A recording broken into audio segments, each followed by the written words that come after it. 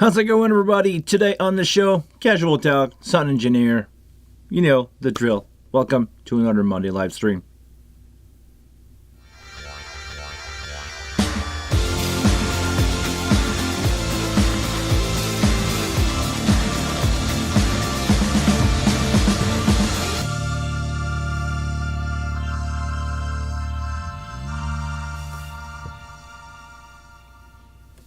How's it going, guys? I hope you had a great time this week. I can't see my YouTube stuff. What's going on here? Are we live? Can you guys confirm that we are live on YouTube? Can we confirm that we are live on Twitch? Pretty sure this is working. Hi, Mario. Live, we're live, Charlie, we're live. Great. I don't have the stats. Usually I have the stats, but I can see the chat. I can live with that. You know, what is streaming without technical problem? If it work, I'm surprised, actually. This is the way things are working around here. How was your weekend, guys? How is everybody doing? I'm really glad to see all the regular people, all my community, because I think we can call this live stream stuff a community. I think we can go there. I think we're at the point now where the regulars are here, so this community of sound engineer, sound enthusiast, I don't know how to phrase it otherwise, so the enthusiast community of people that like to talk about audio. Little audio sync unmatch. Okay, it's probably because now I have fixed my problem from last week, so I created another one. Let me see if I can fix that quickly. Hold on, give me 1 second. I can probably fix that for Ralph.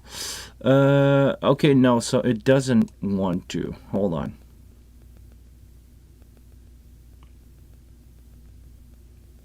Let me get there. I'm just going to add a few milliseconds of latency.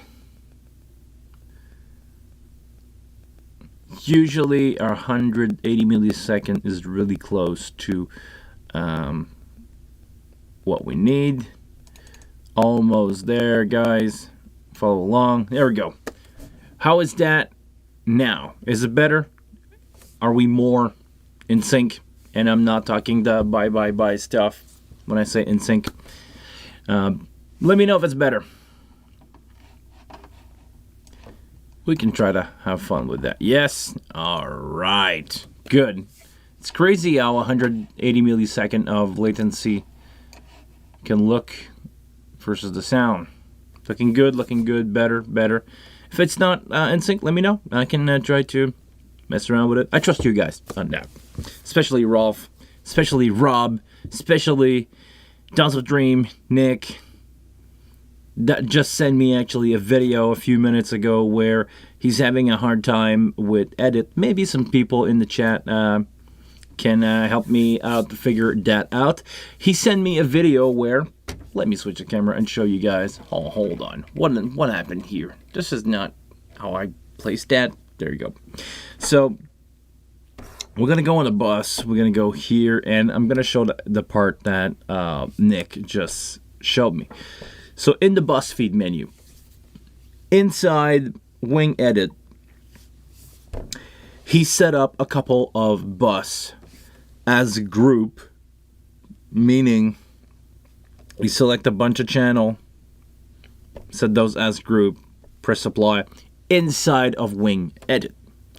Now, when you loaded that file into his compact, the bus config didn't follow.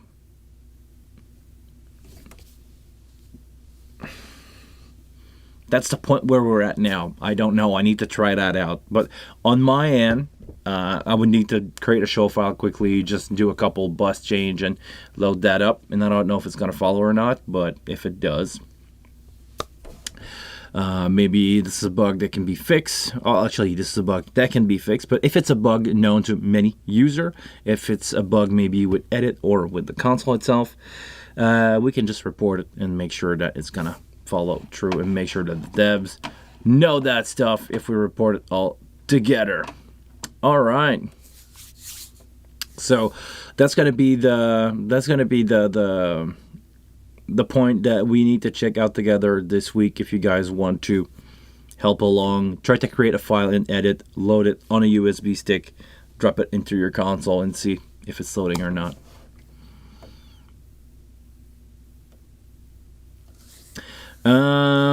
Tyler, can you talk about what it would take to use a Midas DL251 with the wing?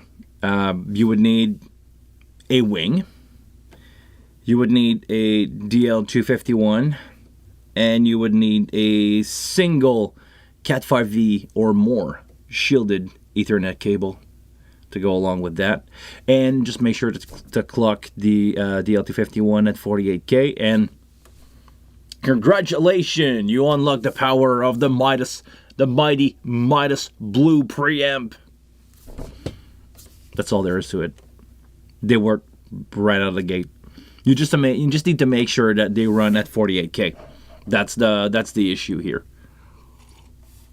If you were using that 251 with a Pro Series or an HD Denny 6, the HD Air, or the new HD Neon, for some of you guys who are maybe the one or two lucky people in the world that have Neon or have access to those, you probably run those stage bucks at 96K because you have no other option. But if you want to run a DL251 with a wing, all you need to do is make sure that the internal clock is set to 48K or as a slave external, and make sure that it clocks to 48, and you're good with your console. This is all that you need to do.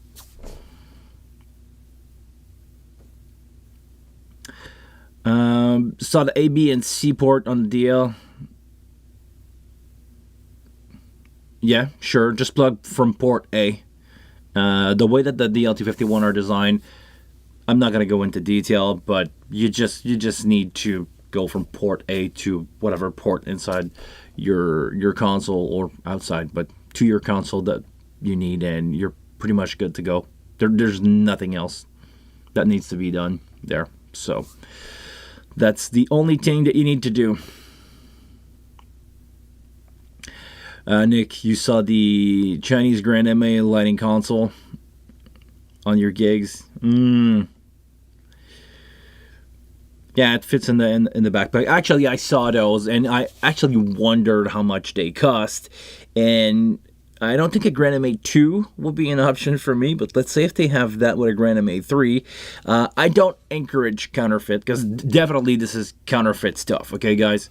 This is not something that is made by Grand MA. I love the people Grand MA working their butt off to make really good console.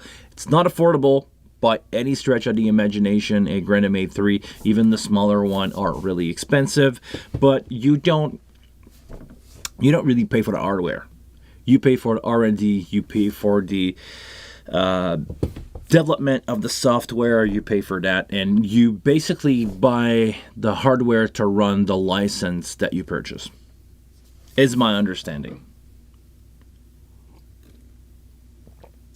Looks amazing. The format from those Chinese counterfeit one looks amazing. I would like to see one and see how solid it is. I'm not gonna say that the Chinese cannot do something good. I definitely know that they can build some really, really good product if they want to spend the money. But also if they want, they can make the cheapest stuff that's gonna break in a matter of days. So I still don't know how solid those things are.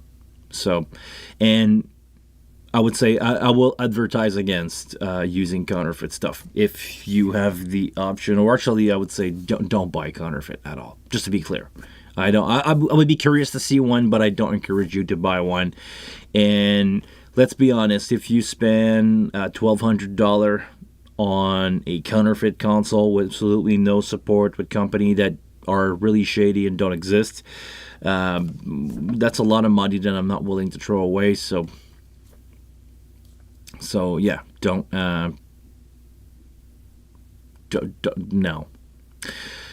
Have you tried a Wolfmix lighting console?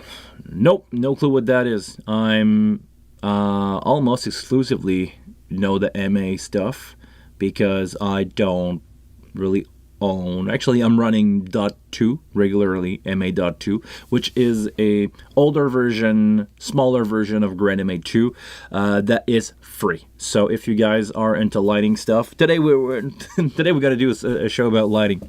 If you guys are in that lighting stuff and you want to have a good on PC thing that you can use, .2 is working amazing for me. For a sound guy, MA2 .2 MA is amazing. .2 free, available to run on Windows. I have a really old laptop that struggled to live other than running that stuff, but it has a touchscreen, so I can like do like those Lempy guys are doing. But seriously, yeah, it's a fine way to use an old laptop. Just run a light console on it. You don't need much. Seriously, I think the laptop that I have is like 15 years old, and it's running like it struggled to boot Windows 10. Let's be honest, but it's running fine. It's running fine for MA2.2, and it's a great way to use it. Also, I'm running MA3 at a venue where I work, so I kind of know my way around MA3 a little bit. I'm getting used to it more and more, so I can probably try other stuff. But honestly, I'm not a light guy. I just I know lights because I have no other choice. When I'm doing gig as a solo, like most of my gigs are solo stuff, I just show up, do conference, turn on the light, change the color, the design that the clients want to have, and just throw stuff out. I don't want to know the inside out. I'm not passionate by light, even if lights are really important to show, even if lights are really important to set up like I am right now. Like today what I did, I place lights. I fire up the camera, put that light on, put the top light on. Actually, I changed the light over there. I don't know if it's looking any better for you guys, but I think I made a good choice here. But seriously, yeah, this is it's not my cup of tea. Actually, my cup of coffee.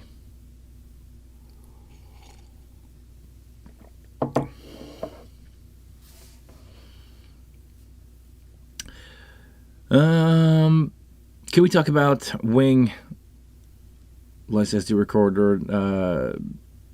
What is the best way to export the file like normal waves? Patrick has a software, definitely. That's the question that you ask, Nick. Patrick definitely has a software. Honestly, when I open up file, I just drop them into Logic. I'm a Logic guy.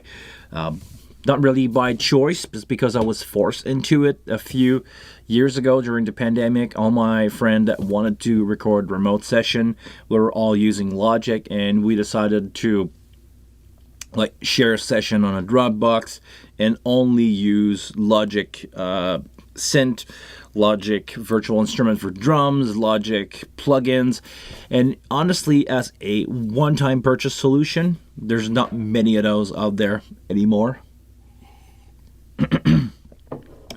Logic is amazing. All the virtual instrument in there sounds amazing. The plugin that you get with it are like next to Wave stuff, if not better, because you don't have to pay extra for them. But honestly, yeah, Wave stuff, not Logic stuff, amazing. One-time purchase, and that's it.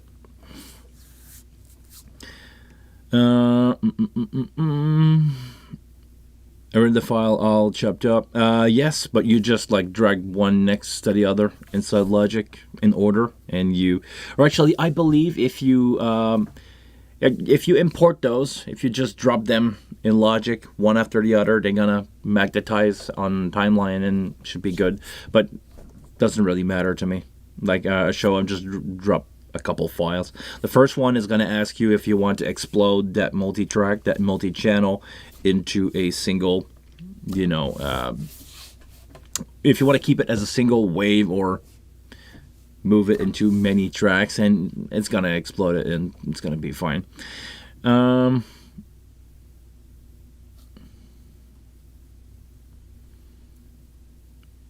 I have the Wolf Mix, great piece of gear. Okay, I'm curious to see what's going on with that. I'll take a look.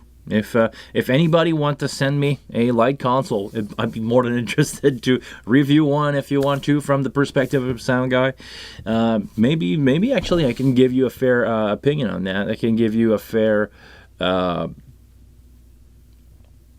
first look on that thing. Being a sound guy, if it's too complex, if it requires too much, I kind of know my way around lights. I know definitely well how DMX is working, but the interface within that is where the manufacturer are different. If you have the is it the Obsidian mentality versus the MA mentality versus I don't know who else is making a light console these days.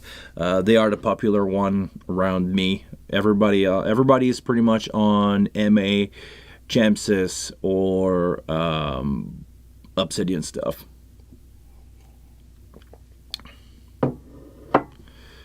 For us non-light guy, the Wolf Mix is a game changer. Good. I'm interested in seeing it then.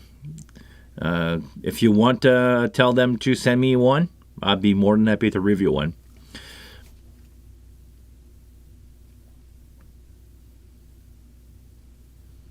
Mario, you need new studio monitor. Any suggestion? Actually,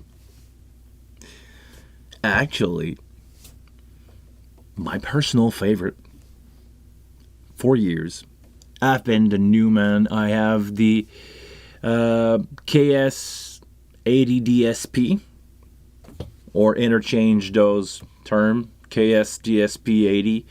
The smaller one with signal processing into them, and that's the main reason why I bought those speaker, because they have built-in DSP, they have built-in EQ, and it's a game changer, because I used to mix in a non-treated room or roughly treated room. Now I'm in a better but still DIY treated room.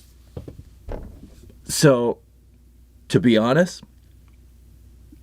the reason that I can, or the fact that I can EQ those, is making them sound great. No matter the room that you're in, you can just, well, of course, the speaker has something to do with that, but I'm just, every time that I'm moving stuff around or I move the speaker, I take my measurement microphone, I measure them, I re-EQ those to make sure that they sit flat, they have no, I make sure that they give me the truth. Some people complain about those small boxes that they don't have enough low end. Honestly, in my small room, this is a room that is 15 feet that way by a little less, like a 7-inch and 7 feet and a few, almost 8 feet. With I think the way that I built this room is 8 feet with the stud, so remove the 1/2 inch of gyps, so I have 7 feet 11 here, 7-11. And once I tune the box, it's just fine. It's just working the way any monitor, any reference monitor should. Sounds great to me. I'm used to those box. I've been mixing in those for almost the last 10 years. Great purchase. Not the cheapest around, but seriously, they have all the feature that I was looking for, and they can get really loud. Like, really loud. You could probably mix a small show on those speakers.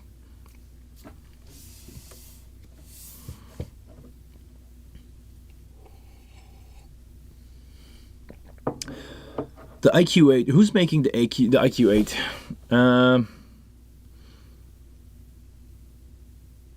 Adam A7V. I don't know these bucks, to be honest. I'm not a studio guy. I don't really mix for studio. I do it more and more to do live stream now, but I don't really know all the studio stuff. I'm not aware of that. From Turbo Sound? Okay. I'm gonna be a little suspicious here. The turbo stuff has been hit or miss with me in the last few years. Some stuff is really good. Probably nothing wrong with the turbo. Well, actually, there's nothing wrong with any speaker that you know, to be honest. That's the thing. I believe, not a studio guy again, I believe there is two kind of mentality when it comes to reference monitor. They are the great one that will give you the truth, and they are the one that you know. If you don't want to spend time learning,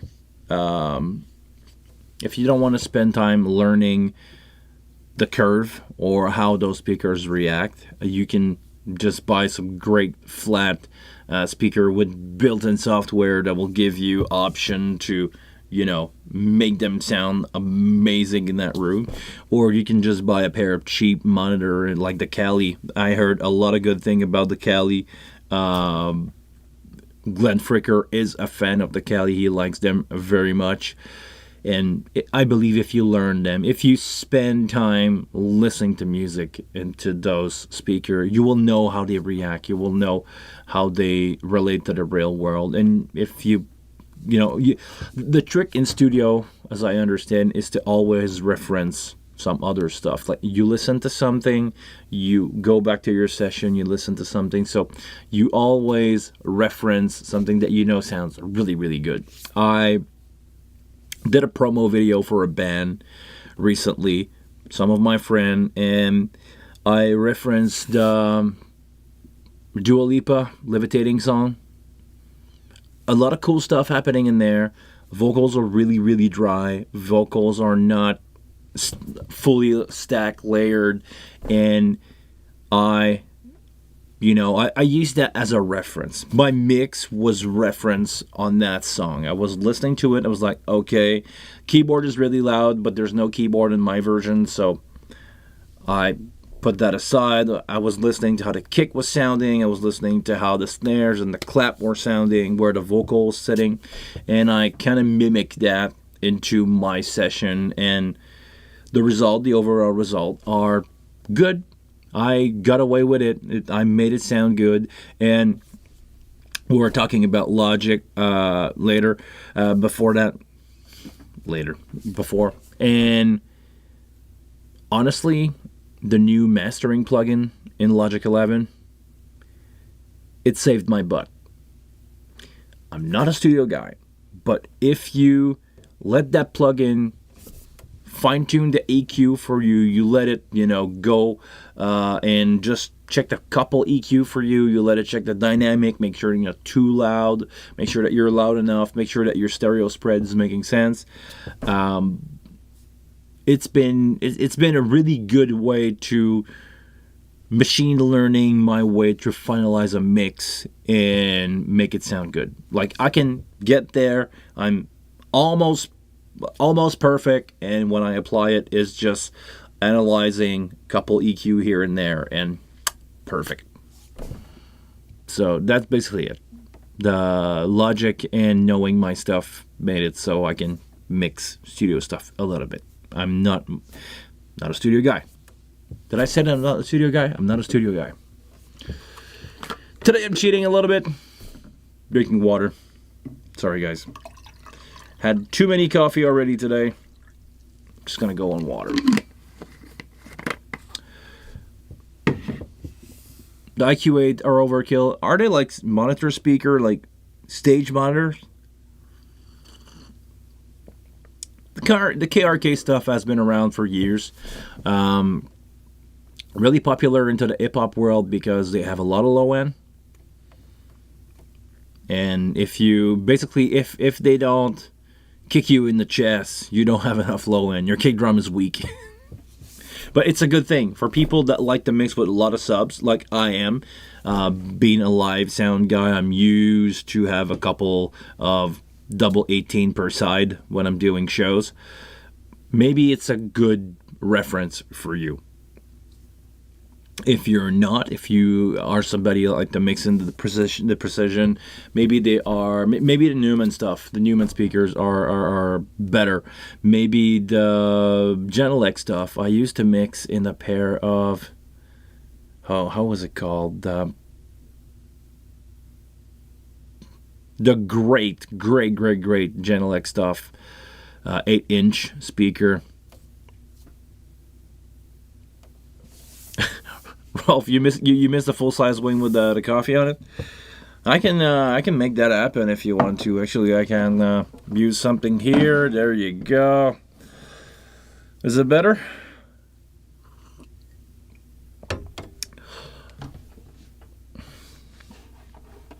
There's water in that cup. Before anybody freaked out for no reason, yes, there's a reason to freak out, and I'm totally fine with it.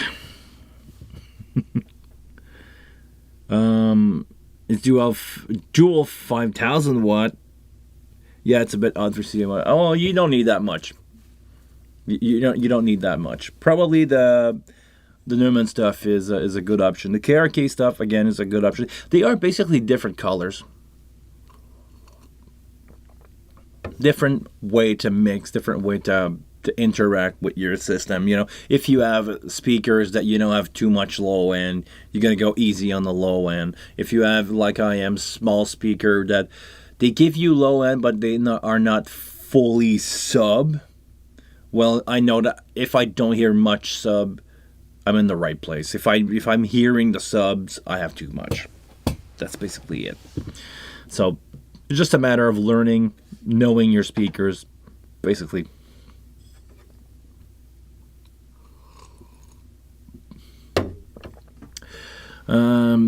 The LA's from West Live speakers, but I realize they were great studio monitors as well. Sure. In that categories, I really like the CP8 by QSC. I have one of those as a stage monitor that I'm using a lot. Really precise speaker, maybe a little bump around 2 to 4K. If you're okay mixing with that, if you are aware of that, or if you want to EQ it, but seriously, great speaker. I could use those as a studio monitor, but do you really need 1,200 watts in studio setup? I don't think you do.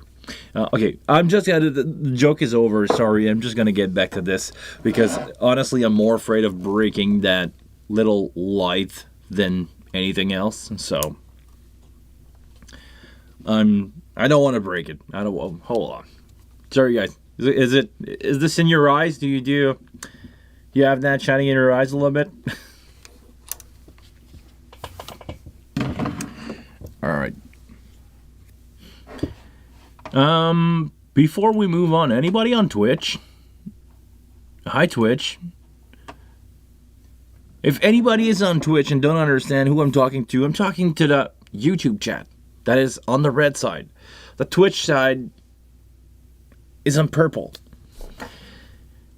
This is maybe why you don't see the question. I know my stream for Twitch is not really in a format that you guys are used to. There is no stuff around the screen. There is no sub bar. There is no that stuff. This is I'm just maybe more of a talking head. I'm a sound guy to talk about console and stuff like that. This is why I have a 2-3 camera setup. Actually, I wanted to have 3, but we're gonna get back to this. And I'm controlling all that stuff with a console. And usually, if it's your first time here, I talk about consoles. We can talk about live sound. We can talk about EQs and stuff like this and stuff like that. And I don't know why I'm taking a weird accent here, but yeah, this is what we do. If you are on Twitch, make sure to make yourself here in the chat. Make sure that you leave a comment, leave a thumbs up. I don't know. I'm still new to Twitch. I've been broadcasting on Twitch as a sound engineer working for clients, but anything that has to do with running Twitch on my side is kind of new, so forgive me about that. Can you share your Twitch channel here? Actually, I don't have a way to do that from Hold on. Can I?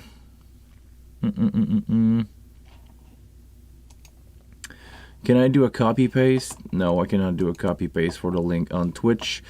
Hold on. I can probably find a way to do this. Oh, damn it. If you want to search me on Twitch, it's my name, basically. And I'm having a hard time looking for my channel here because the screen is really far away. I'm sorry. If anybody in the chat, if anybody in the chat can put your hand on the link, can you share it here? If YouTube is blocking it, I'm gonna do it.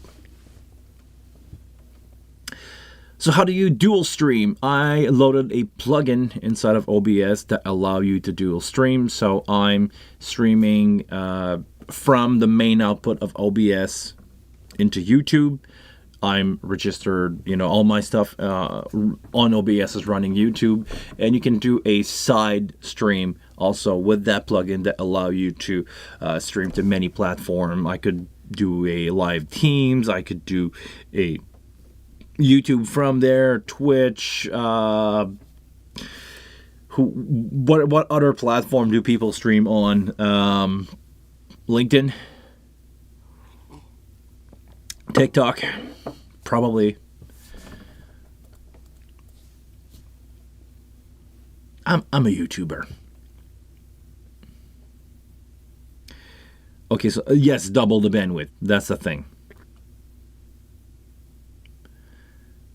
Double watching here. Thank you very much for double watching on YouTube and on Twitch. Yeah, it's gonna get me some views. Get the chat going on Twitch. Get some watch time. But yeah, double the bandwidth, and I'm okay with that because usually a stream is around 4,500 megabytes per second. And my connection, my ISP, my internet service provider, is allow me for double that. So I'm okay with that. I'm loading up my connection, but honestly, it's no difference to me. And I know some people have way better internet, and roughly 4,500 megabytes per second is what you will typically have for a 1080p stream. So, and yeah, I'm only 1080p. Is anybody complain about that? Anybody complain that I'm not streaming 4K? Because I could eventually do a 4K stream, but I don't think it's really gonna matter here. So yeah, you don't want to see my face in high demolition setting, right? That's what HD stream is standing for, right? High demolition. Sound is more important. Seriously, yes. And how's the setup going? Because I never really talked about that. But back in the day, when I had the full size wing and I had the full everything, I used to use the wing, send that into a USB port on OBS, and use the mic on top of the camera like it's on right now. But I used to plug it in, and eventually, after a while, I just stopped doing that. I'm using my Rode NTG2 into the camera. I have a Sony FX30 with the XLR handle. The mic is connected in there. I'm running the auto setting for the gain. So if I start yelling, it's gonna bring the gain up and down. And inside of OBS, I'm using the plugin there, just a little bit of EQ, just a little bit of compression in a limiter, so I cannot clip the stream. But man, it's working great. I'm listening back to the stream. It's not perfect. Maybe EQ wise, I can get that better. But other than that, I mean, I didn't want to spend time because honestly, I think it's clear. I think you guys hear me well. Maybe it could be a little brighter. Maybe it sound a little duller on the other hand. So there you go. And actually, let me know if, like Dan, you're on Twitch. Let me know if it sounds better because I heard some people saying that the quality of the stream on Twitch is better. I don't know how they do that. Maybe they don't use the same kind of deconversion unit, but some people told me that it's better on Twitch. If you guys see a difference, let me know. If it's better quality, maybe I could try to bring you guys along on Twitch, but it's debatable if I should, as a YouTuber.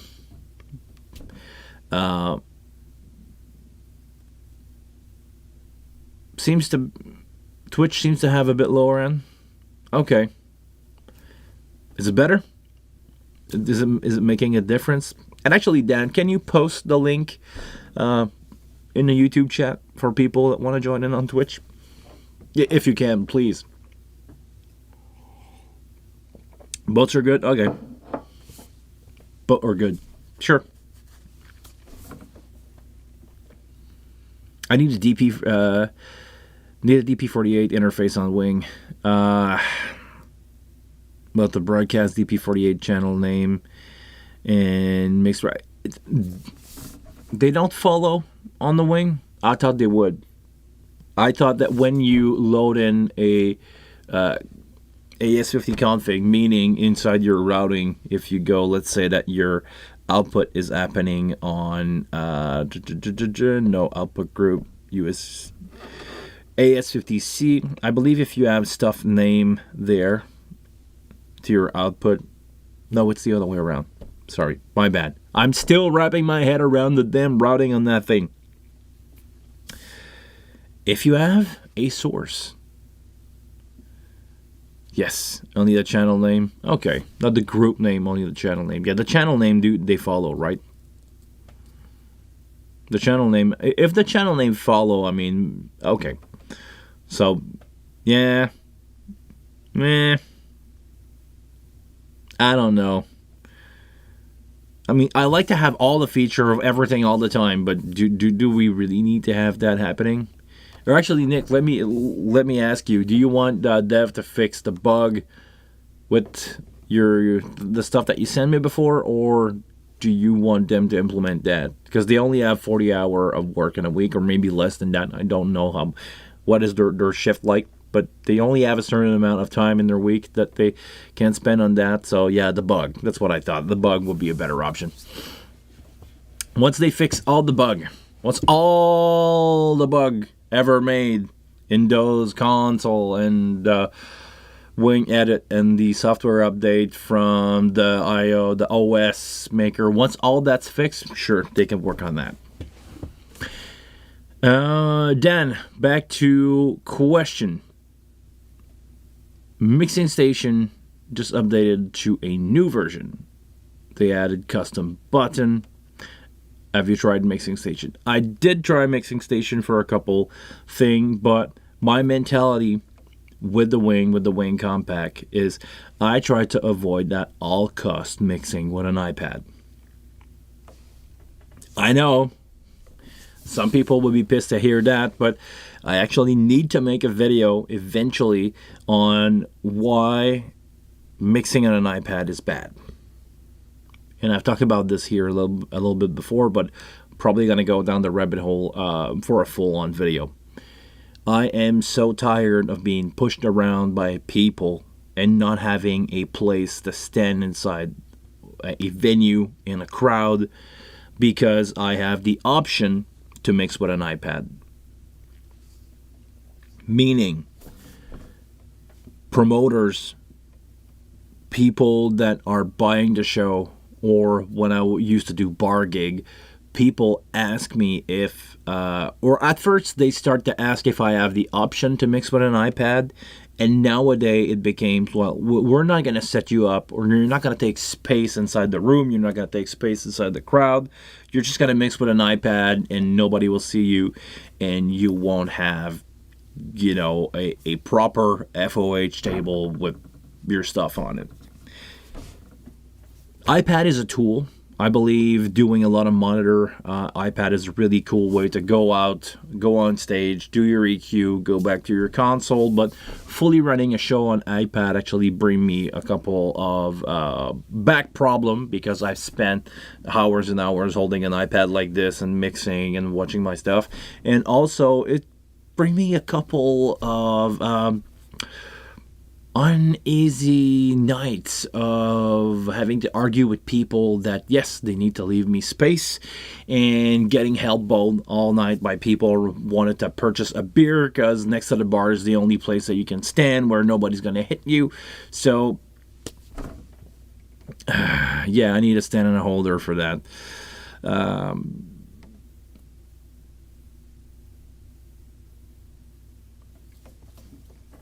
I mean,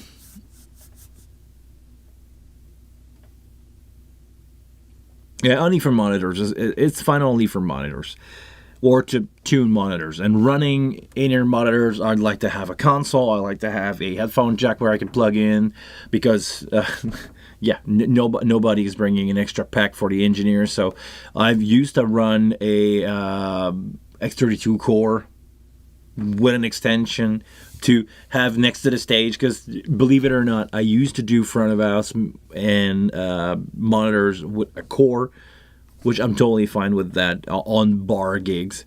But I used to run a cable for me to have a way to connect myself to the musicians in here, and I could listen to those guys. And also I was using it as a backup if any musician wireless pack was going down. I had a 24-foot cable that I could run to the drummer, to maybe not the singer, but other people in the band, and it served me sometimes. You know, I had people with battery dying, and I just turn around and say, okay, I'm gonna grab this.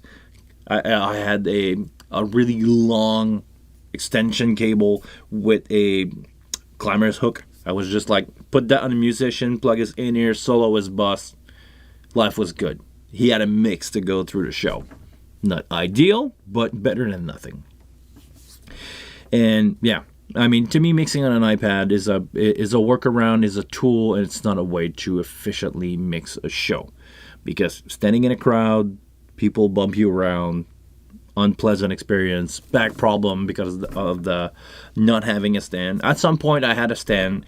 On smaller show, I still do it from time to time. I just like do my thing. But seriously, I just prefer to have an interface. Some consoles do not have an interface. I'm mixing a band that's still running a XR18. That's the way it is. But I ask for a spot. I ask for, a table or anywhere that I can put my laptop, and I just, I take space. I just go make my little bubble so people don't come see me with their beer and that other stuff. So there you go. Final challenge, routing GUI. I'm not sure to understand the rest of your question here. Do you mind just reformulating that, please? I'll make sure to answer that. Then I have mixing station setting up on 3 screen FOH. Okay, sure. Okay, you've probably seen the 48-inch touch screen that the guy was running at front of us. Are you doing that? But yeah, mixing station running in front of us with a couple of touchscreen makes sense.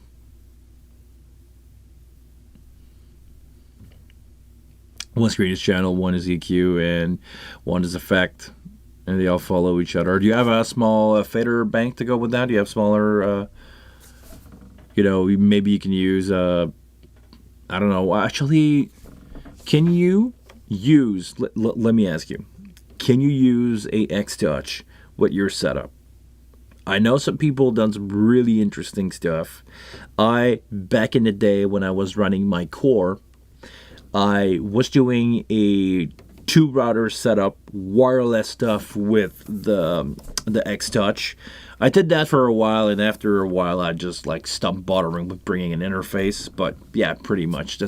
I used to bring that, having my X-Touch with my fader here and an iPad there, and I have basically an LV1 wireless.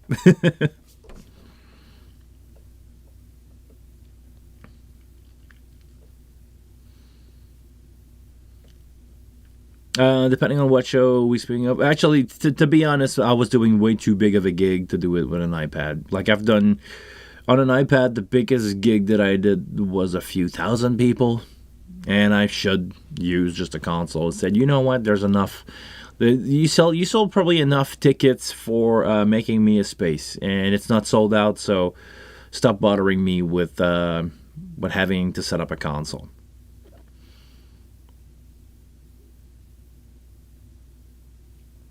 Not enough behavior, I think, is Sen on Fader on Wing. The wing rack isn't working correctly. Ooh. Sen on Fader on the wing rack isn't working correctly.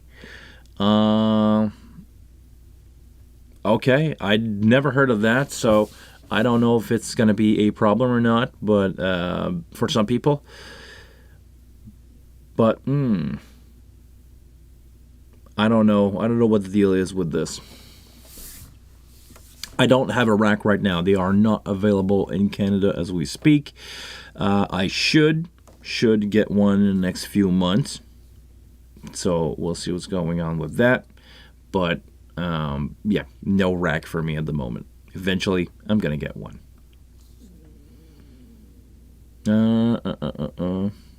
Oh, come on, Charlie. You have to rack.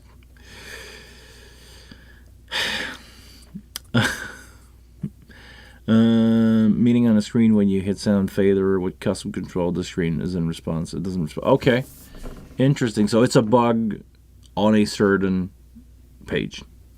I know, Nick, you have a few rack too. Nick, actually, you're the guy that I know that has the most amount of Wing console that I've ever seen. You got so many of them, compact, rack. Your rig is looking awesome, man.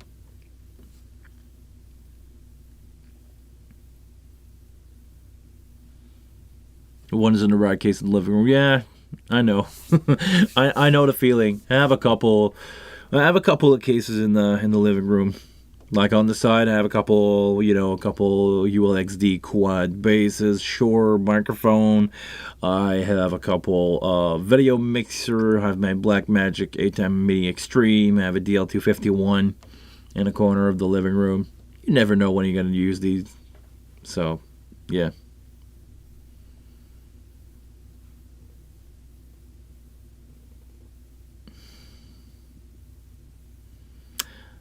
Like when you hit the sound fader, the screen should jump to that mix, but it doesn't. In the fader, the screen don't correspond to the sound fader selected. Okay, I cannot.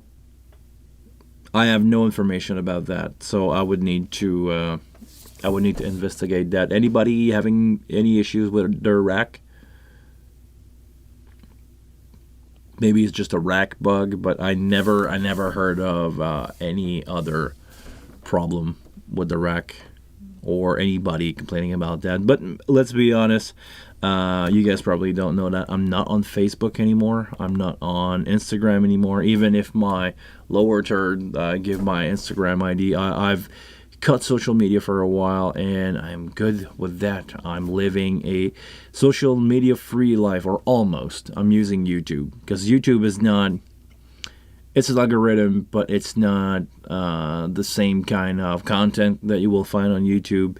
I'm more interested into the educational stuff here than just like doom scrolling Instagram for hour. So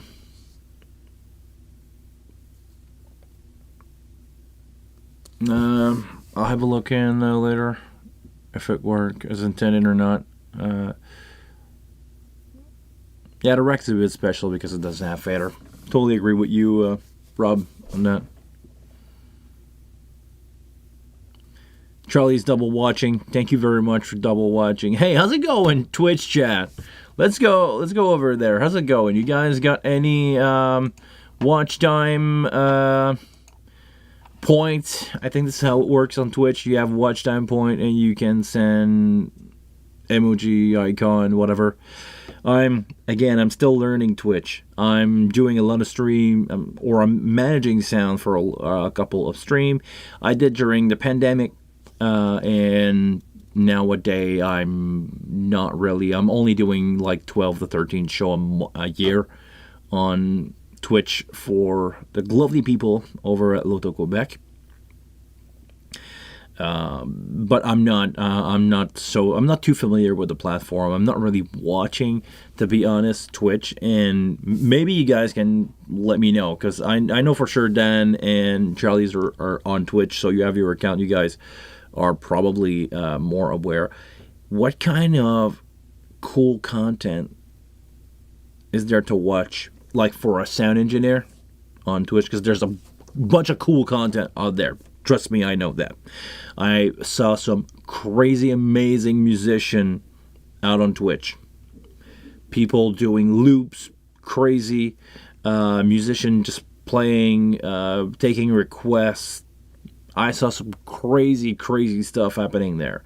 But as a sound engineer, I think I'm the only one that want to talk about live sound or has anything to do with that universe on Twitch. Is there a community to be built like we did on YouTube? The 7,600 people that subscribe to my YouTube channel are interested in what I do. I don't know how it works on Twitch. I don't know if there's a community there. I don't know if the same people are going to double subscribe, which is kind of, no, I'm not going to say kind of useless, but it's spreading people apart. And I honestly think the YouTube community is going strong, so I want to keep pushing that. But Charlie said that there's musician, producer, composer is mainly what you're watching, and moderate on Twitch. Okay. Maybe I need to learn a little bit. Maybe I can spend a couple hours doing research on Twitch. I just don't know where to look. And I believe this is one of the complaints that I can have on Twitch is discovering new stuff that you like is a little bit awkward for me, because searching content on YouTube, you're going to end up on a video of somebody who's not live. But all the stuff that, happening live on Twitch, maybe after a week or two, it's gone. So I don't know. I don't know how to discover new stuff on Twitch if people are not active for a week. Because I know some people that stream on Twitch and they take a break from time to time. And what do you like? How do you find those guys? Is more my question, maybe. Okay, let's go back to the YouTube chat.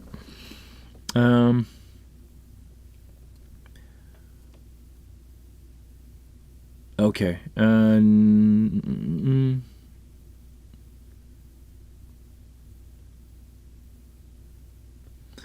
Like if I hit the CC button that is assigned to send on fader, a screen jump to what makes you select idea to CC control. Am I missing something?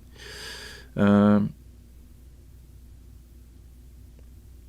can you try to show sound on fader with the CC button on your compact? Sure, I can try to show that. Absolutely no problem. Will be a pleasure for me to do so. Okay, the way that I build mine, I'm using most of the time a user. So I'm going to go here. Actually, I'm going to go here, setup. I'm going to go CC edit. And right now I have my camera switch. But if I want to make a... Hold on. Okay. If I want to make a sound on fader from a CC, I just go sound on fader up there, and I'm selecting a bus. Let's say bus 1. Hold on, bus 1. It's creating on my console a knob that I can just press, and I'm in sound on fader. And if I have a channel selected, I'm selecting the channel layer on the left. If I have that selected and I press sound on fader, it's going to go SOF mode on top here, and it's basically going to show me that mix. If I'm building a mix and I go in and out, it's just pushing me there. Hold on. What did I do? I did this. Okay. Let's go back to this here, just for fun, right now. Look at this. Basic file. I got nothing here. I'm pushing the fader up. I'm going to put everything to 0. That's my main. If I press set on fader, these knobs are going down. Maybe, hold on, maybe there's something wrong here. Maybe I'm on, let me double check that I'm not on a group setting. Okay, I'm on a group setting. That's why. Because if you push the fader up on a group, it has no fader information, so it just go to 0. Let me change that quickly. I'm gonna go select. I'm gonna select that bus. I'm just gonna go here, bus feed, all post, set on, apply. All right. All post. I said all post. Set on. Why is it not changing? What am I doing wrong here, guys? Tap. Set all on. You guys see the color here? I'm going to press apply. I'm on bus 1. It doesn't do anything.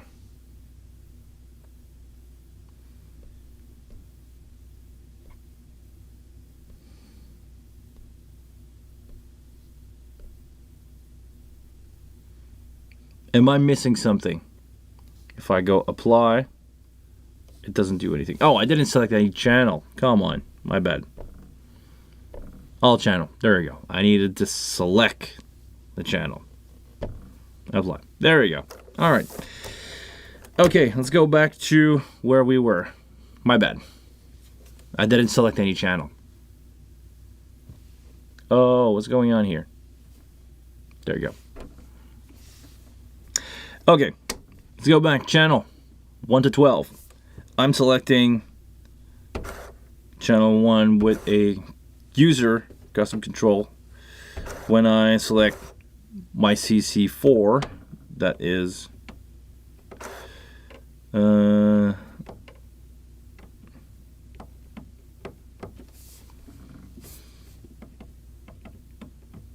do you do this again?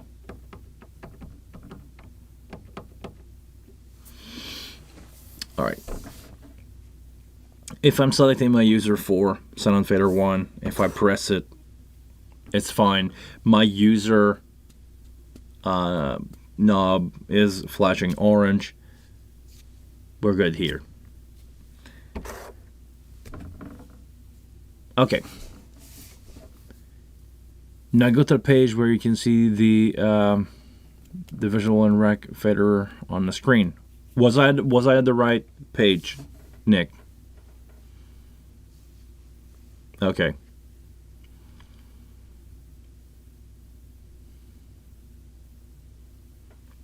Did we miss anything? Did I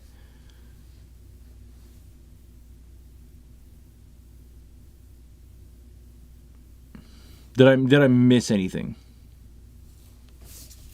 Let me know.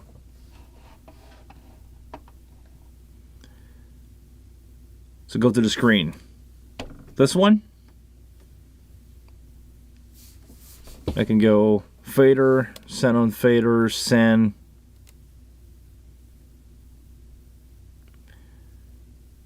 And view the page where virtual is. Is it fader?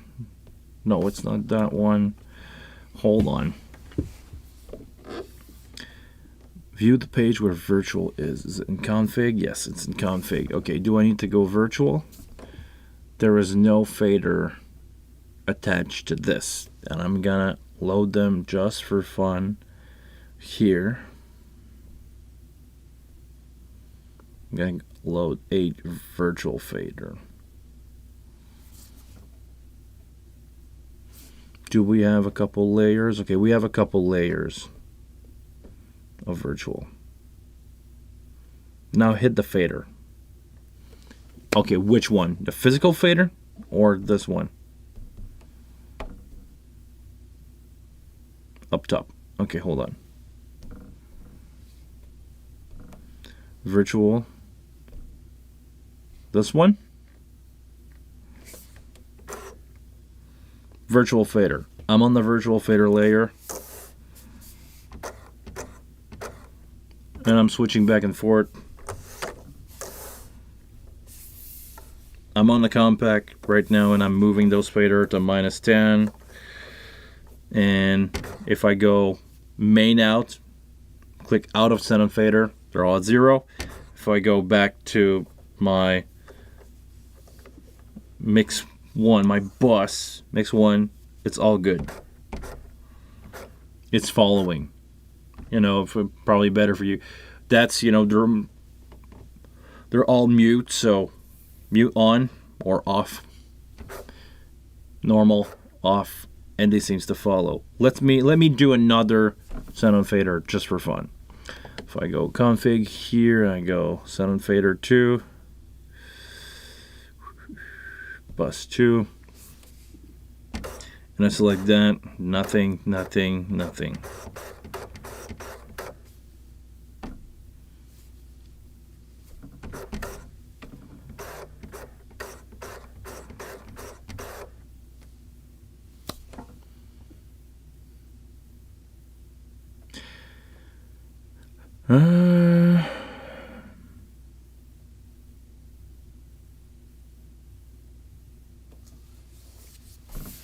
Hold on. Did I miss something? Let's go.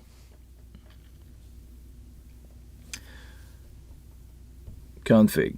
Virtual. Go on top where it says fader. Here. Okay. Should act like wing rack.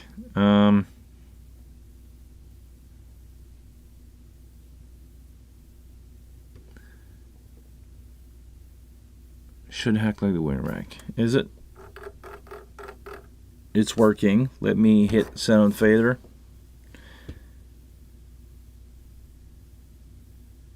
Okay, so it doesn't change those to be Xenon fader. Because it keeps showing you, yeah, it doesn't move. Like if I hit Xenon fader back again, my physical, actually, let me do this with this one. You guys don't see it, but okay. If I hit Xenon fader again, the console said, or the console says that I'm on Xenon fader, but this is still running the main.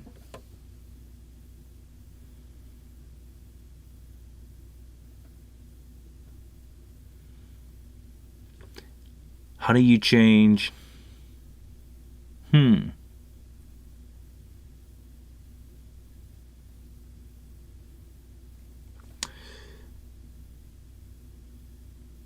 Why is it not reflecting the Xenon fader?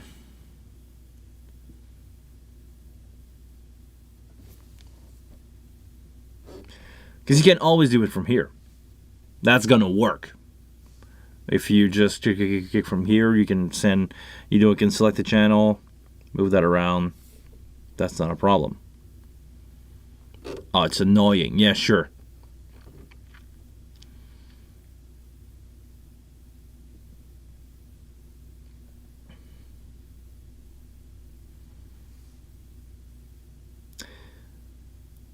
Xenon fader only works on the faders and on the screen.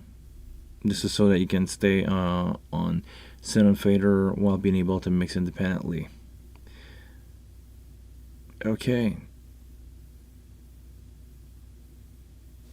So you can only change mix from bus and page on channel. So basically this screen. Which is not, I mean, on the rack itself, I don't think it's a deal breaker. Hear me out. Most people that will run the rack are probably going to run, everybody's going to run their phone, or you will have an iPad to do that. And I'm pretty sure the iPad is behaving correctly. But how, yeah.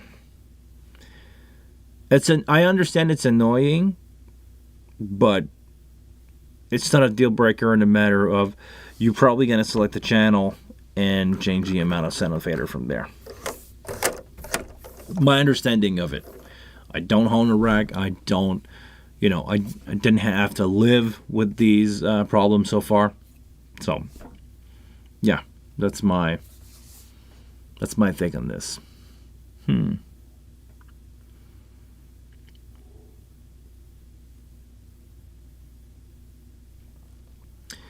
Yeah, it's not a deal breaker, but it will be fun to have. I understand it. And honestly, I understand why you would think that you can click send on fader and it will show you this page here. And like this one here also doesn't follow because I'm not on the virtual, I'm on the compact. Yeah, I understand that, if you're on a compact, it doesn't change anything. It's telling you that you're on send on fader, but it doesn't change anything. No matter if you're here or here in the fader section, it's all pretty much the same. All right. So on that note, guys, it's been an hour already. Times fly. And I got some stuff that I need to do, and I need to take a nap because I had a really rough weekend. I didn't really talk about it, but I did a cheerleader competition this weekend. I was working as a DJ there. I did all the 64 cheerleading team, all the way from 6 years old down, all the way to 21 and up.